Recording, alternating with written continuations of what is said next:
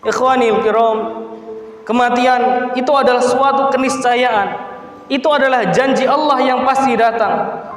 Berapa kali kita melihat orang meninggal, berapa kali kita mensolatkan jenazah, solat gaib maupun yang ada jenazah di depan kita. Namun pernahkah kita membayangkan bagaimana diri kita jika kita yang mati? Di mana nafas kita berhenti, jantung pun berhenti. Kita dikafani, kita dimandikan, kemudian dikafani, kemudian disolati oleh saudara-saudara kita yang kita kenal, disolati oleh orang-orang muslim, yang setelah itu kita dibawa ke kubur, di tempat di mana tempat itu adalah tempat yang sangat gelap. Kita sendiri berada di tempat gelap yang sempit, yang setelah itu tidak lama kita akan berhadapan dengan malaikat, yang kita akan ditanya tentang beberapa perkara yang kisi-kisinya kita sudah tahu di dunia. Kita akan ditanya siapa Tuhan kita, kita akan ditanya siapa Nabi kita, apa agama kita, apa kitab kita. Namun kisi-kisi itu hanyalah kisi-kisi, karena lisan kita yang mengatakan sesuai dengan amal kita di dunia.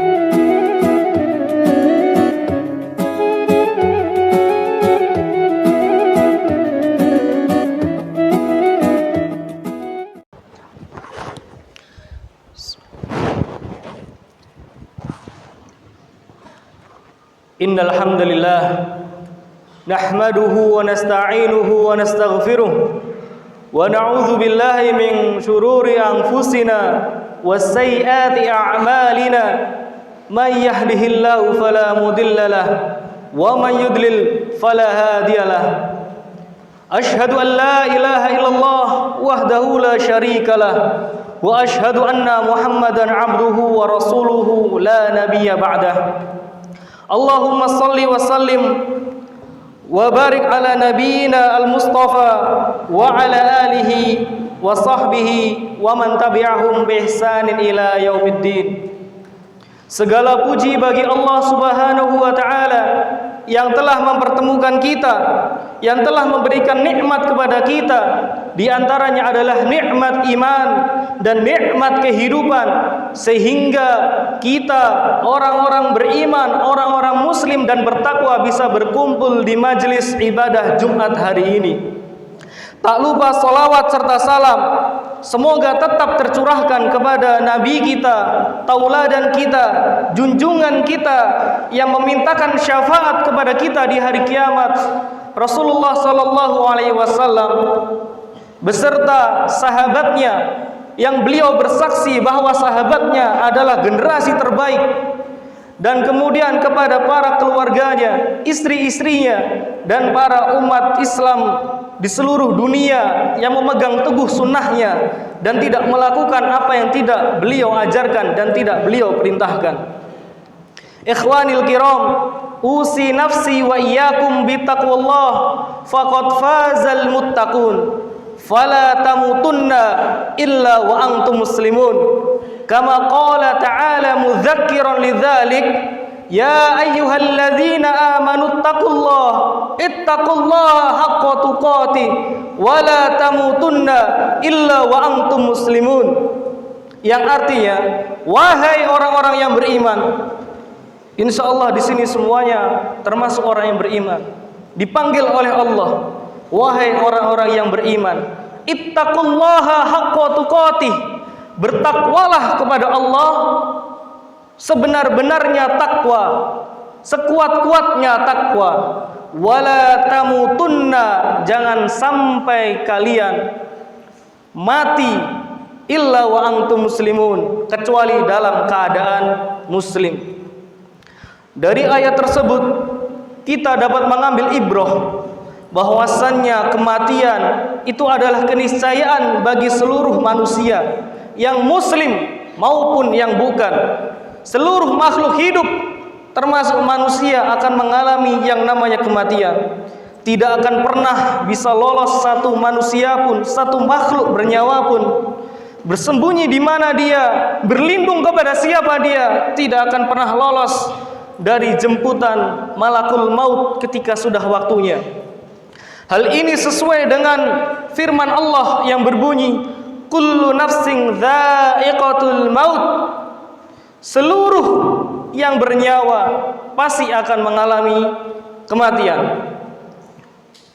Dan yang kedua, Allah mewasiatkan, Allah mengingatkan kepada kita agar jangan sampai kita meninggal dalam keadaan kecuali kita sedang keadaan muslim atau Islam. Ikhwanil kiram, kematian itu adalah suatu keniscayaan. Itu adalah janji Allah yang pasti datang. Berapa kali kita melihat orang meninggal, berapa kali kita mensolatkan jenazah, solat gaib maupun yang ada jenazah di depan kita. Namun pernahkah kita membayangkan bagaimana diri kita jika kita yang mati? Di mana nafas kita berhenti, jantung pun berhenti. Kita dikafani, kita dimandikan, kemudian dikafani, kemudian disolati oleh saudara-saudara kita yang kita kenal, disolati oleh orang-orang muslim, yang setelah itu kita dibawa ke kubur, di tempat di mana tempat itu adalah tempat yang sangat gelap. Kita sendiri berada di tempat gelap yang sempit, yang setelah itu tidak lama kita akan berhadapan dengan malaikat, yang kita akan ditanya tentang beberapa perkara yang kisi-kisinya kita sudah tahu di dunia. Kita akan ditanya siapa Tuhan kita, kita akan ditanya siapa Nabi kita, apa agama kita, apa kitab kita. Namun kisi-kisi itu hanyalah kisi-kisi, karena lisan kita yang mengatakan sesuai dengan amal kita di dunia, yang itu akan menentukan kita akan mendapatkan siksa kubur atau nikmat kubur. Ikhwanil kiram, manusia zaman sekarang mudah mendapatkan informasi. Kita bisa melihat prediksi cuaca. Hari ini misalkan diprediksikan hujan, apa yang akan kita lakukan sebagai manusia? Maka kita akan menyiapkan jas hujan, akan menyiapkan payung, bahkan beberapa dari kita akan membatalkan keperluan-keperluan yang akan dilakukan. Ketika seorang santri mendapatkan jadwal ujian, ketika seorang pelamar pekerjaan mendapatkan jadwal tes untuk mendapatkan pekerjaannya, ketika seorang siswa mendapatkan jadwal kapan universitas itu dibuka untuk menerima pendaftaran, kita semua pasti akan menyiapkan dengan baik. Bahkan khotib ketika ditunjuk menjadi khotib, maka dia akan melakukan persiapan-persiapan. Itulah persiapan-persiapan yang kita lakukan untuk urusan-urusan dunia. Maka bagaimana untuk urusan mati yang pasti kita akan mendapatinya? Ketika urusan dunia gagal, ada kesempatan di lain waktu jika umur kita panjang. Namun jika urusan kematian kita gagal, bagaimana kita akan menyesalinya? Bagaimana kita akan mengulangnya? Sedangkan di dunia ini kita hidup hanya sekali, yang abadi adalah di akhirat. Ikhwani fillah, manusia berbondong-bondong berinvestasi di dunia, membeli tanah, membeli emas, membeli saham, bahkan rela berhutang untuk mendapatkan itu demi kenyamanan hidupnya di dunia kelak. Namun apa investasinya yang dia lakukan agar hidupnya nyaman ketika di akhirat? Setelah mati, semua pasti merasakan, yang membedakan hanyalah waktu. Ada yang mati hari ini, ada yang mati besok, ada yang mati 5 menit yang lalu, ada yang mati 1 menit kemudian. Dan juga masalah tempat, ada yang mati di sekolah, ada yang meninggal di rumah, ada yang meninggal di pasar, dan keadaannya pun berbeda-beda. Ada yang mati dalam keadaan sholat, ada yang meninggal dalam keadaan membaca Al-Quran, ada yang meninggal dalam keadaan sedang menjadi khotib sholat Jumat, ada yang meninggal ketika menjadi makmum sholat Jumat, tapi tidak banyak pula yang meninggal di tempat-tempat yang Allah hinakan. Mereka meninggal di tempat orang-orang berpesta miras, orang-orang berpesta dengan zina. Na'udzubillah min dzalik. Ikhwanil kiram, teringat sebuah hadis yang menceritakan bahwasanya Jibril, malaikat Jibril pernah memberi nasihat kepada Nabi, yang mana nasihat itu menjadi nasihat untuk kita semua. Atani Jibril, Nabi berkata, Jibril datang kepadaku. Faqala ya Muhammad, maka Jibril berkata, wahai Muhammad, ish ma syi'ta fa innaka mayyit. Wahai Muhammad, hiduplah kamu sesukamu, sesungguhnya kamu akan mati dan menjadi mayit. Wa ahbib ma syi'ta, dan cintai siapa yang mau kamu cintai. Fa innaka mufariqu bih, sesungguhnya kamu akan berpisah dengannya di dunia. Wa'mal ma syi'ta fa innaka majziyun bih, dan kerjakanlah apa yang kamu mau, berperilakulah seperti yang kamu mau, terserah apa yang akan kamu lakukan, tapi ingat semua itu akan ada balasannya. Di sini khatib akan menandai dua dari beberapa nasihat Jibril tadi. Aish ma syi'ta fa innaka mayyit. Hiduplah terserah kamu, hiduplah terserah kalian, tapi ingat kalian itu akan mati dan menjadi mayit. Jibril mengatakan itu bukan sekedar menyuruh kita umat manusia berbuat seenaknya di dunia. Justru itu adalah peringatan tegas dari seorang malaikat Jibril kepada kita bahwasannya hidup kita itu tidak selamanya. Mungkin kita merasa hidup kita lama karena kita bisa jadi lebih lama dari teman-teman sebaya kita. Ada yang teman sebayanya sudah meninggal dan kita masih hidup, lalu kita merasa hidup kita lebih lama. Namun hidup kita tidak selamanya. Bagaimana kita menghabiskan hidup kita untuk kehidupan di akhirat, dengan kebaikan atau dengan kemaksiatan? Allah memang memberikan kita keleluasaan untuk mencicipi manisnya dunia, tapi pada hakikatnya hidup kita di dunia ini hanya untuk beribadah kepada Allah, mempersiapkan bekal untuk di akhirat nanti. Yang kedua, wa'mal ma syi'ta fa innaka majziyun bih. Kerjakan apa yang kamu suka, lakukan sekarang yang kamu suka di dunia ini, tapi ingat nanti pembalasan sesuai dengan apa yang kamu kerjakan. Ikhwanil kiram, teringat tentang sebuah hadis bahwasannya Rasulullah pernah berkata, tidak akan beranjak kaki seorang manusia di hari kiamat nanti sampai dia ditanya tentang 4 hal. Tentang umurnya, untuk apa dihabiskan? Untuk kemaksiatan? Untuk amal baik? Untuk ibadah? Untuk mencari muka kepada manusia? Atau mencari ridho Allah? Kemudian tentang ilmunya, untuk apa dia amalkan? Bagaimana dia mengamalkannya? Kita bisa melihat di berita-berita di TV, di sosmed, banyak koruptor-koruptor dari pemerintah, banyak koruptor-koruptor dari petinggi-petinggi di Indonesia. Apakah kalian kira koruptor-koruptor itu orang yang tidak berpendidikan? Beberapa di antaranya bergelar doktor, beberapa di antaranya bergelar magister. Mereka orang berpendidikan, tapi apa yang digunakan? Di dunia ini ilmunya digunakan untuk menyiksa orang, untuk korupsi, untuk mengambil yang bukan haknya, untuk memanipulasi hukum, sehingga ilmu-ilmu tersebut akan ditanya oleh Allah dan akan dipertanggungjawabkan oleh Allah Subhanahu wa taala. Kemudian dia akan ditanya tentang hartanya. Untuk apa dia pergunakan hartanya? Bukan hanya untuk apa, tapi bagaimana cara dia mengambil harta tersebut. dia mengambil harta tersebut dengan cara yang batil atau dengan cara yang adil yang diperkenankan oleh Allah Subhanahu wa taala. Ada orang yang rajin bersedekah, rajin berinfak, menolong sesama, sampai dipuja-puja sebagai manusia paling dermawan. Namun di hari kiamat, di hari akhir nanti, dia tidak akan lepas dari pertanggungjawabannya.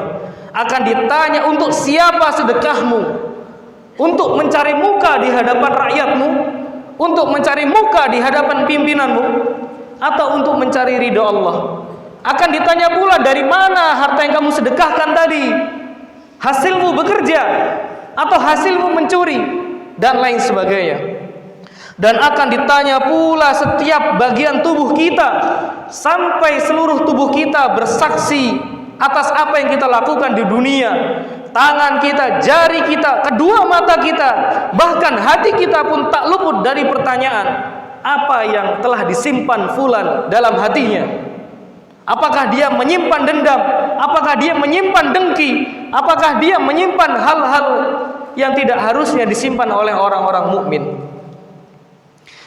Dalam sebuah surat Allah mengatakan, "Faman ya'mal mithqala dzarratin khairan yarah, wa man ya'mal mithqala dzarratin syarran yarah." Barang siapa yang berbuat kebaikan seberat zarrah, ulama berbeda pendapat. Ada yang mengatakan zarrah itu adalah debu, ada yang mengatakan butiran pasir, ada yang mengatakan kepala semut. Yang paling masyhur adalah semut yang sangat kecil. Barang siapa seorang muslim, seorang mukmin atau manusia siapapun yang melakukan amal kebaikan sekecil apapun, dia akan mendapatkan balasannya. Dan setiap orang yang melakukan amal keburukan sekecil apapun, seringan apapun amal keburukan itu, dia juga akan tetap menghadapi balasannya. Kesempatan hidup di dunia ini tidaklah lama. Tidaklah bisa kita menyiapkan bekal selamanya dengan waktu yang kita inginkan.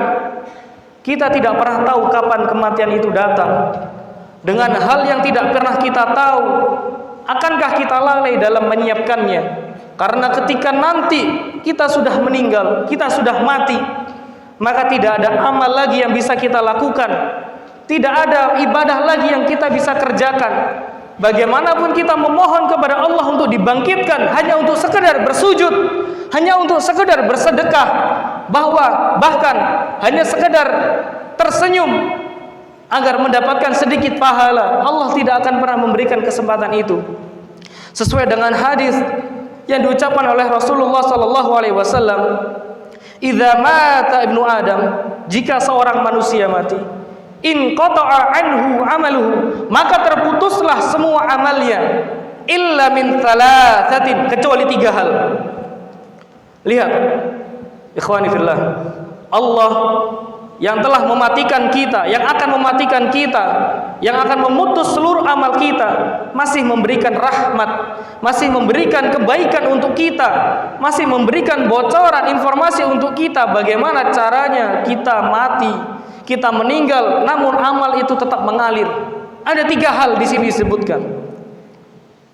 Min shadaqatin jariyatin, sedekah jariyah, sedekah yang mengalir, membangun masjid, memberikan mushaf, mendirikan baitul mal, membuat sumur dan lain sebagainya, yang dimana manfaatnya akan tetap mengalir meskipun kita meninggal. Kemudian au ilmin yuntafa'u bih, ilmu yang bisa dimanfaatkan. Percuma kita pandai, percuma kita pintar, banyak ilmu, tapi tidak ada manfaatnya untuk diri kita dan untuk orang lain. Maka manfaatkanlah ilmu yang kita punya, walau sedikit, walau hanya 1 ayat yang kamu tahu, sampaikan kepada temanmu jika temanmu belum tahu. Yang jika temanmu mengingatnya, beramal dengannya, dan menginformasikan kepada orang lain. Ketika Anda meninggal, ketika kita semua meninggal, 1 ayat itu akan menjadi amal yang terus mengalir. Dan kemudian awaladin salih yad'u lahu, atau anak-anak soleh yang mendoakannya, mendoakan kedua orang tua. Jadilah anak-anak soleh Niscaya ketika kalian mempunyai anak, mereka juga akan menjadi soleh. Engkau ingin anakmu soleh nanti, tapi engkau tidak mau soleh kepada orang tuamu. Ketika kamu berdoa, hanya tujuanmu yang kamu minta, ya Allah semoga aku lulus, ya Allah semoga aku kaya. Tapi kamu melupakan orang tuamu yang saat ini entah masih hidup atau sudah meninggal. Setiap orang memiliki keadaan yang berbeda. Doakanlah orang tua yang masih hidup, terlebih yang telah meninggal. Karena orang tua yang telah meninggal, ketika dia tidak memiliki amal jariah, yang tersisa hanyalah kalian. Yang tersisa menjadi harapan adalah kalian. Maka jangan sampai kita terlena dengan kehidupan dunia yang diperbolehkan oleh Allah, namun kita melupakan kewajiban kita sebagai Abdullah, hamba Allah yang mengabdi, yang menyembah dan beribadah hanya kepada Allah. Hadza ma qaddamtu lakum wastaghfirullah li wa lakum wa lisairil muslimin innahu huwas samiul alim. Ud'u Allah yastajib lakum. Berdoalah kepada Allah di antara khutbah 1 dan kedua, insyaallah Allah akan mengijabah.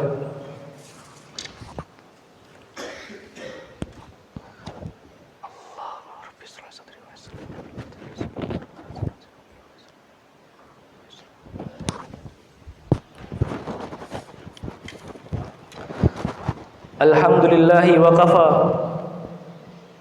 Wassalatu wassalamu ala nabiyyina al-mustafa wa ala alihi wa ashabihi wa man wafa. Ashhadu an la ilaha illallah wahdahu la syarikalah wa ashhadu anna Muhammadan abduhu wa rasuluhu la nabiyya ba'dah.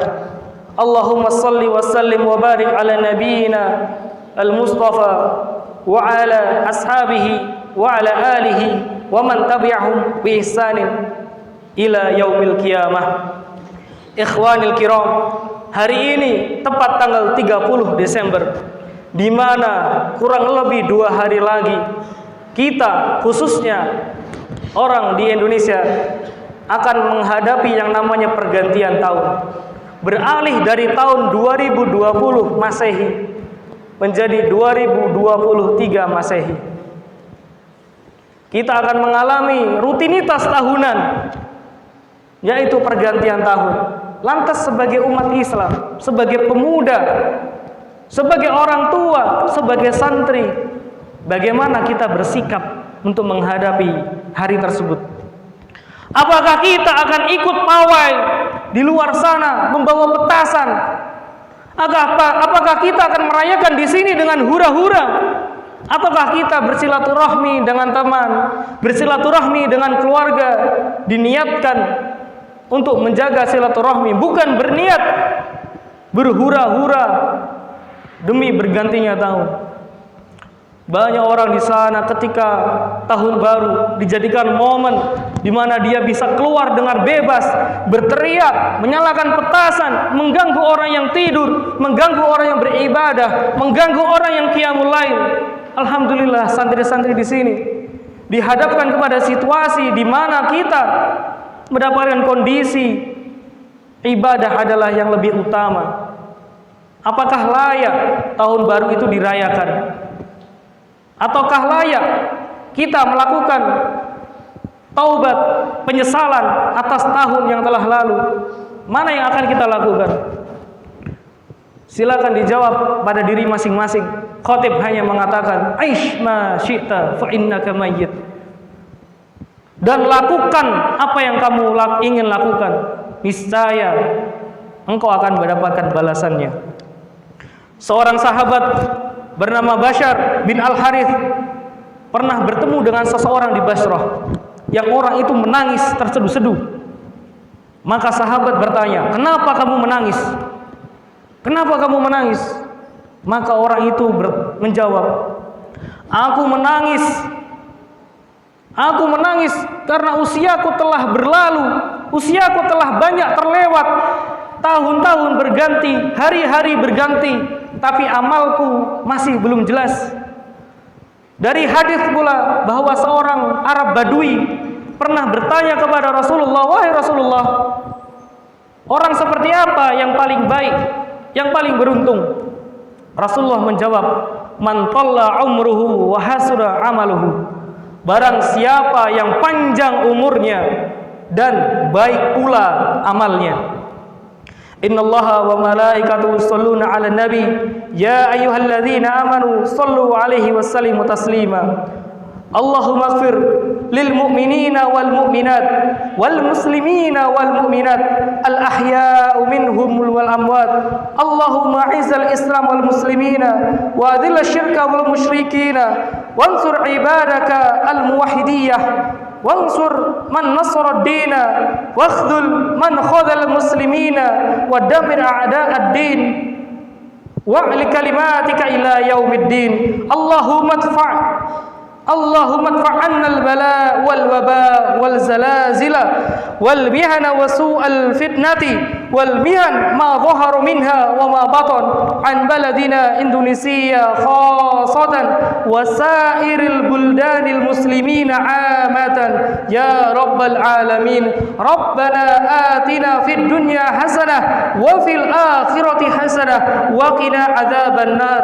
Rabbana zalamna anfusana wa illam taghfir lana wa tarhamna lanakunanna minal khasirin. Ikhwanil kiram, innallaha ya'muru bil 'adli wal ihsan wa ita'i dzil qurba wa yanha 'anil fakhsya'i wal munkar wal baghi ya'idzukum la'allakum tadhakkaruna wadhkurullahal 'azim yadhkurkum washkuruhu ala ni'amihi yazidkum wa lidzikrillahi akbar. Aqimis shalah.